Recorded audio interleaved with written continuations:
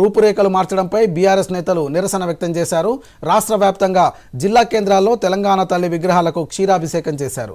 TRS భవన్లో తెలంగాణ తల్లి విగ్రహానికి ఎమ్మెల్సీ కవిత క్షీరాభిషేకం చేయగా మిగతా చోట్ల స్థానిక బీఆర్ఎస్ నేతలు క్షీరాభిషేకం చేశారు.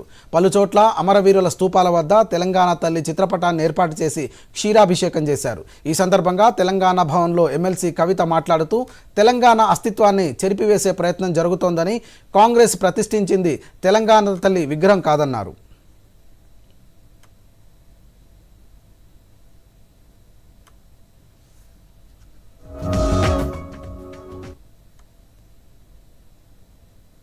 మరి వాళ్ళ సూటిగా ముఖ్యమంత్రి గారిని మేము ప్రశ్నిస్తా ఉన్నాం.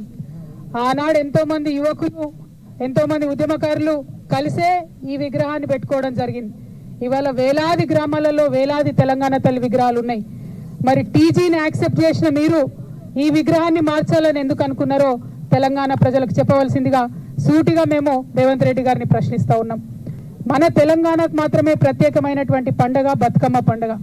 ఐడెంటిటీ మన తెలంగాణకు ఏదైతే ఉన్నదో అది మరి తెలంగాణ తల్లిలో నుంచి మాయం చేసి దాని చేతిలో మీ కాంగ్రెస్ పార్టీ హస్తం గుర్తును పెట్టి ఇదే మన తెలంగాణ తల్లి అనడం నిజంగా చాలా దారుణం.